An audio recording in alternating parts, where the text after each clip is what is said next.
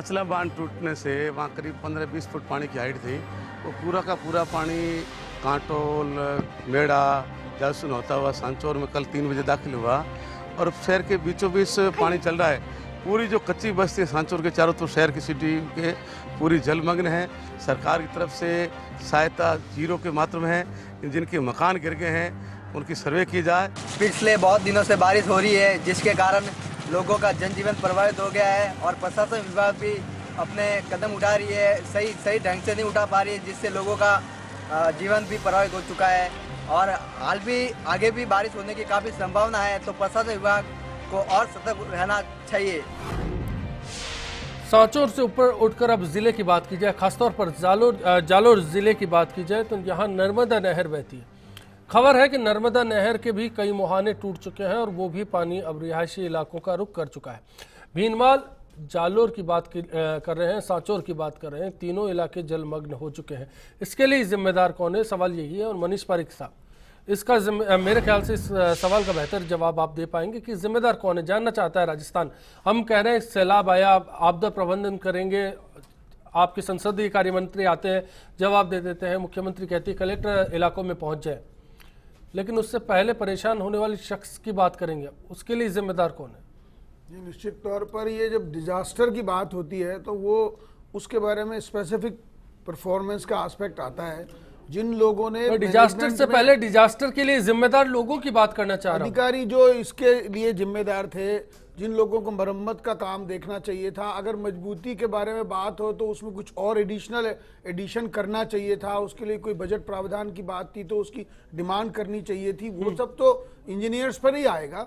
लेकिन मैं ये बात देखना चाहता हूं कि ना तो जनता का कंसर्न जब तक होता है, क्योंकि उनको भी ध्यान नहीं आता, और ध्यान दिला दिया जाए और उसके बाद मरम्मत ना की जाए तो गंभीर विषय है। ये बात पक्की है कि बारिश का इंतजार करते राजस्थान के सामने कभी भी ये बात नहीं आती कि ज्यादा बारिश आ जाने पर क्या होगा। ये बात भी सही है। ये भी चूंकि मानवीय भावना होती है कि हम नर्मदा के पानी, ये मानवीय भावना का सवाल नहीं है, ये प्रशासनिक चूक, सरकारी चूक का सवाल है।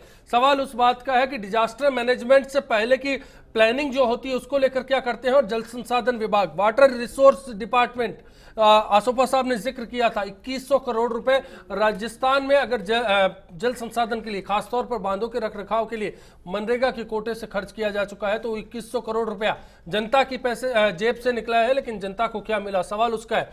मैं बात करूंगा उस पर। एनडी कादरी साहब बीकानेर से और राजेंद्र चौड़िया साहब अजमेर से हमारे साथ जुड़े हैं। कादरी साहब, आपकी क्या राय है?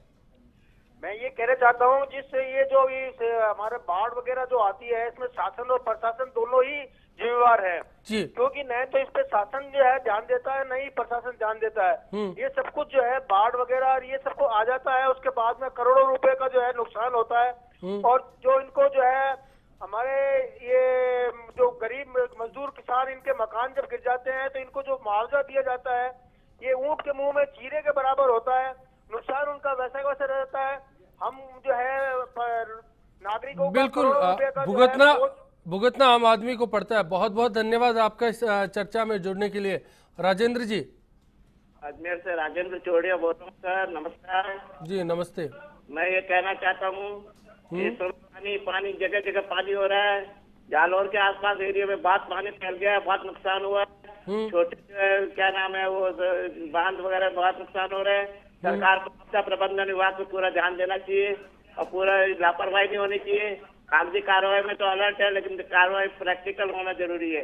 प्रैक्टिकल नहीं हुआ जाता। नरेंद्र जी, ये बड़ा सवाल खड़ा होता है, प्रैक्टिकल नहीं है, क्या कारण है? प्रैक्टिकल क्यों नहीं बन पाता? शासन और प्रशासन दोनों पर सवाल खड़े होते हैं।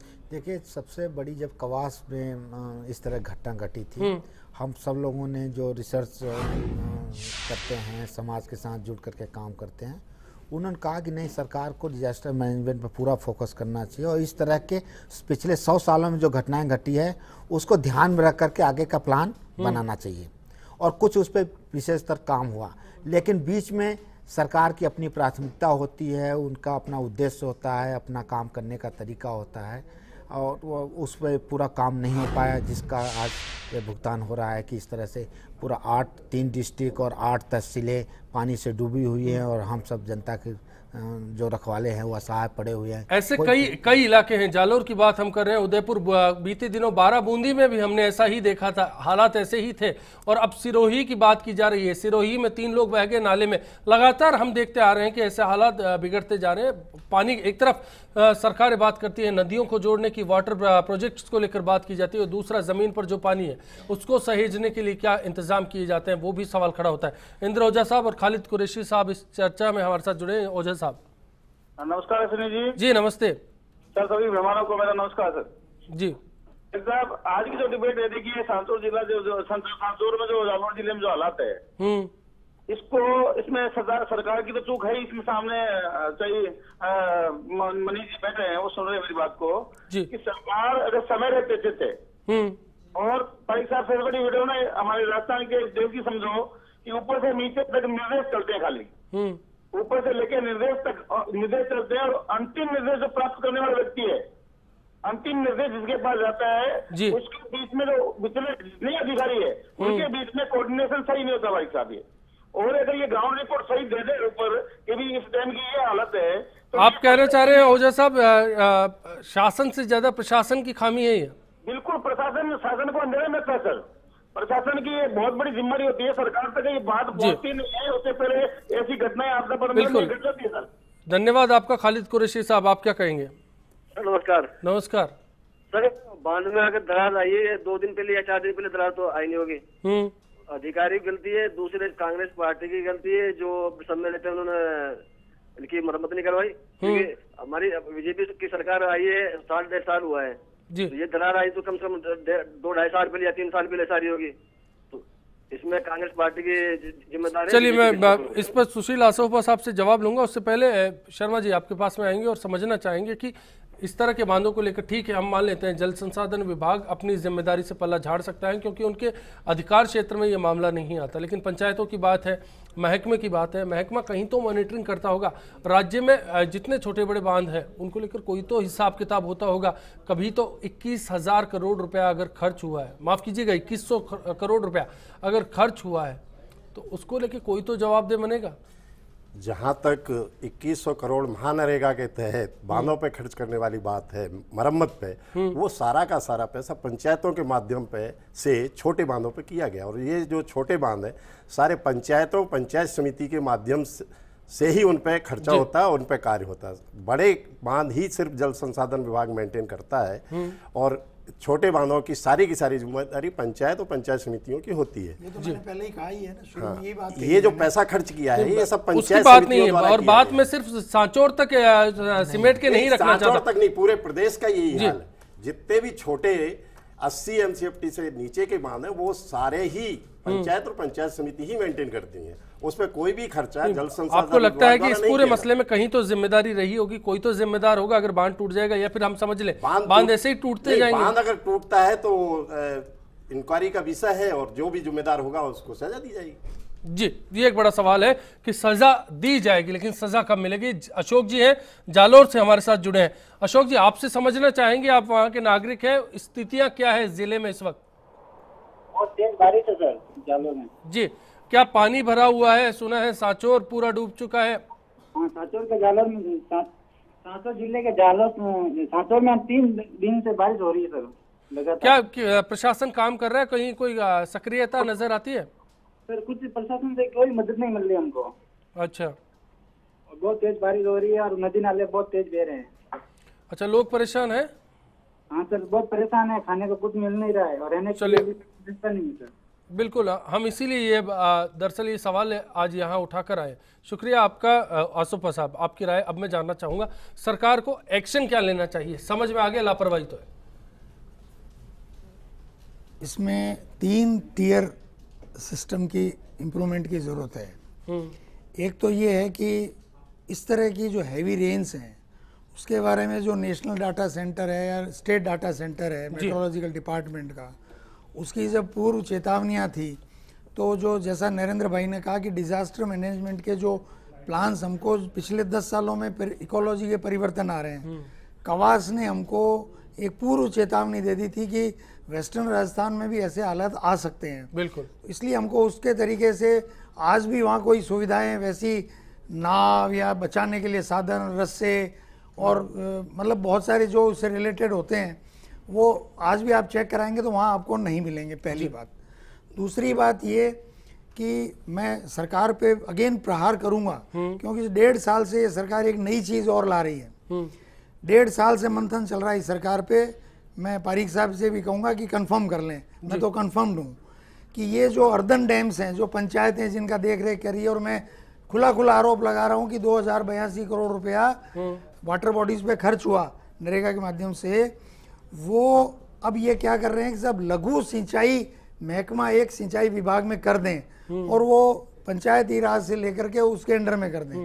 मतलब आपकी पॉलिसी पैरालिसिस हो रहा है। आपको करना है तो वो करो, नहीं करना है तो वो, अदरवाइज इनको आप डिलेमा में रखोगे तो उन्हें पंचायत उनको ढंग से देख पा रही है। ये एक 5 लाख का सवाल नहीं है, बिल्कुल राजस्थान में हजारों 5 लाख होंगे। बिल्कुल। और एक छोटी सी बात, एनीकट्स जो है नरेगा में बने हैं इस प्रदेश में हजारों के हजार, और वो एनीकट, देखिए भ्रष्टाचार एक समस्या है, उन एनीकट्स में भी रही होगी। अगर कोई ऐसा हैवी फ्लो आया तो एनीकट्स कहीं बह गए तो छोटी छोटी ढाणियों में पानी का बिखरा हो सकता है। लास्ट बट नॉट लीस्ट, मैंने 3 बातों की आपसे परमिशन मांगी थी। तीसरा ये है साहब कि मैं पंडित नेहरू की एक बात कहूँगा, भाखड़ा डैम बनने में लगे 8 साल और 8 बार नेहरू उसके निर्माण के दौरान गए। अभी जो दौर चल रहा है, हमारे राजनेता, मैं अक्रॉस द पार्टी लाइन बात कर रहा हूँ, मैं किसी को डिफेंस नहीं ले रहा हूँ, हमारे बड़े प्रोजेक्ट्स का काम होता है चाहे छोटे प्रोजेक्ट्स का काम होता है, उनको वहाँ जाना चाहिए। उससे क्या अवेयरनेस आती है, पब्लिक उनके साथ जुड़ती है। जाहिर है जनप्रतिनिधियों की तो लापरवाही होती है। नरेंद्र जी आपके सवाल को रखिएगा, मैं आऊंगा आपके पास में। जाकिर साहब जुड़े हैं, उनसे बात कर लेते हैं। बताइए जाकिर साहब। मेरा कहना है आपसे जी, रिक्वेस्ट है कि आप मेरी बात थोड़ा सा पूरी सुनिए। जी जी सर बताएं प्लीज। सर कल हमारे राष्ट्रपति का जो परसों निधन हुआ था, कल हम उसकी चर्चा कर रहे थे कि एक आदमी अगर देश का मतलब इतना देश के बारे में सोचता है, इतने मिसाइल मैन उनको नाम किया है, और अब 5 साल, मतलब मैं किसी सरकार के ऊपर ऑब्जेक्शन नहीं कर रहा हूँ, किसी सरकार पर सवाल नहीं उठा रहा हूँ कि सरकार 5 साल सभी सरकार करती है, और 5 साल के अंदर बारिश पर और फसलों के ऊपर बर्बादी, और प्लस अपने सरकारी खजाने में जो धान पड़ा है वो बरसात की वजह से भीग रहे हैं, तिल भीग रहे हैं, जो ना गेहूं वगैरह भीग रहे हैं, उनकी कोई व्यवस्था नहीं है। इनको पता है बरसात तो आएगी है, वादन तो बरसात तो आएगी, तो इनको इलाज पहले से करना चाहिए। और मेरी दूसरी बात ये, किसानों को मुआवजा कितना देंगे, 1%, 2%?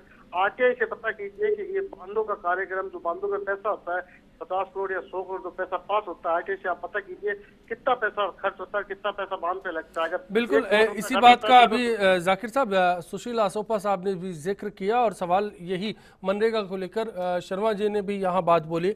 मैं नरेंद्र जी आपके सवाल से वापसी करूंगा, फिलहाल एक ब्रेक पर जा रहे हैं, आप देखते रहिए बिग फाइट लाइव जारी। इनमें इच्छा शक्ति नहीं है, क्योंकि इनको कमीशन का खेल बंद हो जाएगा। इनका कमीशन का खेल चालू करने के लिए ये जनता को परेशान करके पानी की सप्लाई सुचारू रूप से चालू नहीं करके बंद कर देते हैं, ताकि जनता में, वार्ड में जनता परेशान रहे और इनके जेब भरी रहे। लापरवाही ये कर रहे हैं कि अधिकारी ना तो ये अधिकारी ये बोल रहे हैं लाइट नहीं आ रही है, जबकि लाइट प्रॉपर आ रही है। 7 महीने हो चुके हैं, 7 महीने में एक बार भी लाइट नहीं आ रही है।